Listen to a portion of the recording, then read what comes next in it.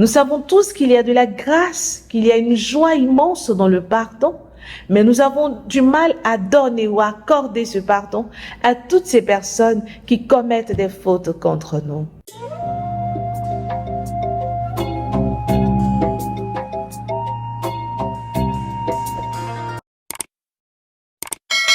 Bonjour, chers frères et sœurs, 24e dimanche du temps ordinaire, et quelle joie de vous retrouver. Bon dimanche à tous. Les textes de ce 24e dimanche sont très riches. Ces textes nous enseignent. Ils nous parlent du pardon. Comment nous pardonnons? Comment pardonner à la manière de Dieu, la manière de notre Seigneur Jésus-Christ? Allons le découvrir de plus près avec l'évangile du jour, extrait de Saint Matthieu, chapitre 18, versets 21 à 35. Alors, Pierre s'approcha de Jésus pour lui demander, « Seigneur, lorsque mon frère commettra des fautes contre moi, combien de fois dois-je lui pardonner? 7 fois ?» Vous voyez que lui-même, il donne une réponse. Jésus répond en lui disant quoi? Je ne te dis pas 7 fois, mais 70 fois 7 fois. Extraordinaire. On aurait pu se dire, enfin, si on fait un calcul, on se dira, 70 fois 7 fois, c'est énorme. Mais en réalité, il nous invite à pardonner jusqu'à épuisement. À pardonner jusqu'à l'épuisement de toutes les cartes que nous avons en notre possession.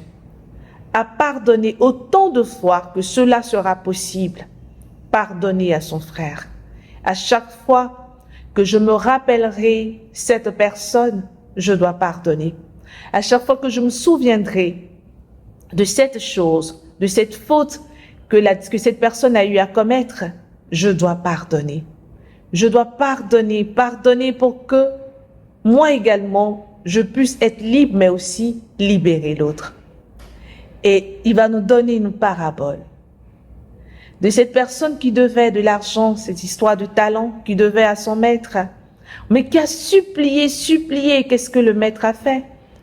Il lui a remis ses fautes, il lui a remis cette dette en lui donnant du temps, mais quand il est sorti, qu'est-ce qu'il a fait?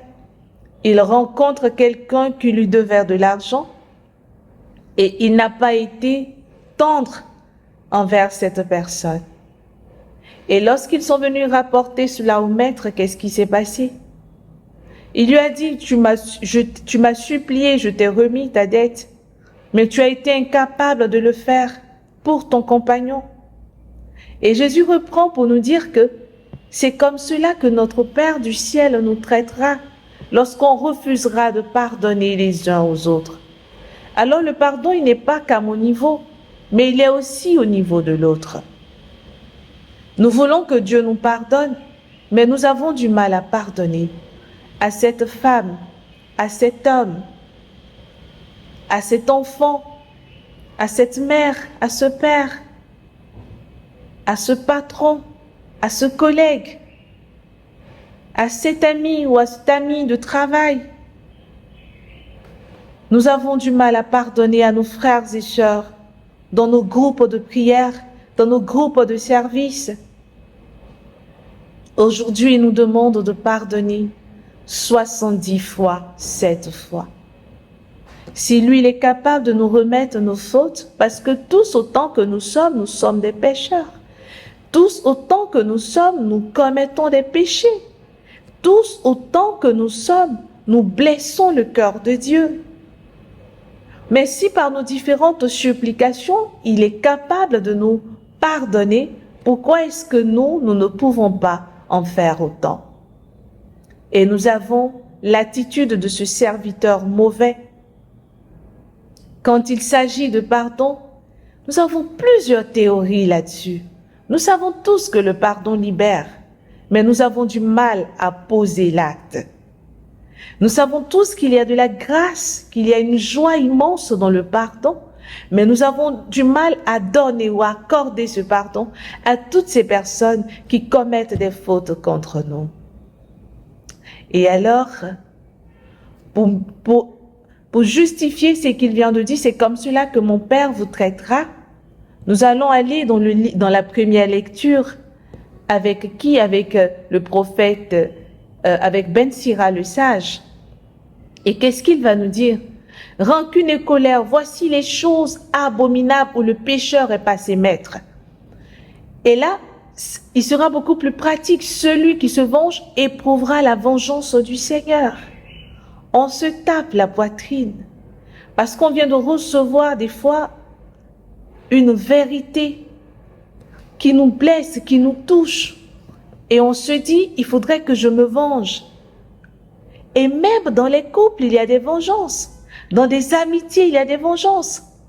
J'ai du mal à pardonner à tel, mais aujourd'hui, il nous dit, si nous ne pouvons pas remettre la faute de l'autre, mais il ne nous remettra pas nos fautes.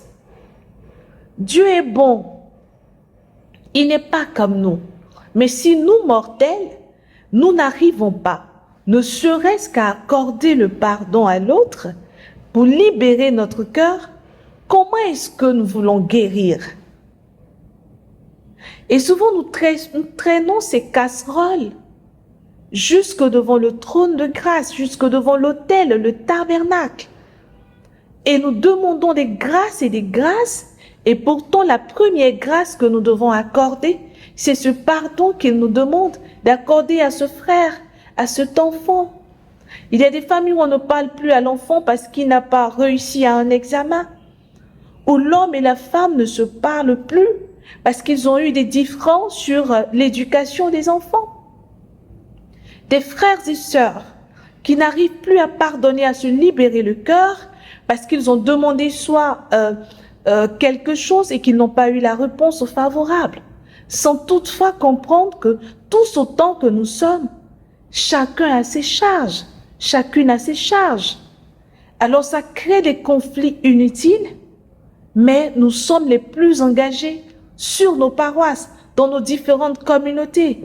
Donc nous traînons ces choses qui nous empêchent véritablement de recevoir le pardon de nos péchés ou de recevoir la réponse des demandes que nous adressons à Dieu. Et aujourd'hui, il nous dit, si un homme nourrit de la colère contre un autre homme, comment peut-il demander à Dieu la guérison? C'est pas possible. S'il n'a pas pitié d'un homme son semblable, comment peut-il supplier pour ses péchés à lui? Lui, un pauvre mortel, il garde rancune. Qui donc lui pardonnera ses péchés? Alors, nous serons traités à la mesure de ce que nous donnerons. Comment est-ce que nous réagissons vis-à-vis de la faute commise? Comment est-ce que nous réagissons? Pourquoi nous avons du mal à faire ce pas? Pourquoi nous avons du mal à accorder ce pardon? Et il nous dit dans la deuxième lecture, Saint Paul apôtre nous dit dans la lecture aux Romains, il nous dit quoi? Nous ne vivons pas pour nous-mêmes. Aucun d'entre nous ne vit pour soi-même et aucun ne meurt pour soi. Alors si nous vivons et nous mourrons pour Dieu, nous devons alors nous aligner sur ses prescriptions, ses commandements et accorder le pardon aux autres. Car si le Christ a connu la mort puis la vie, c'est pour devenir le Seigneur et des morts et des vivants. Je suis Dieu, j'aime Dieu, je l'adore de tout mon cœur. Mais aujourd'hui, il me demande de pardonner 70 fois, 7 fois. Est-ce que je suis vraiment capable de le faire? Peut-être que moi, non. Mais avec sa grâce, avec le secours de sa grâce et la force que me donne le Saint-Esprit, je prendrai conscience que je ne vis pas pour moi. Je prendrai conscience que je vis pour Dieu.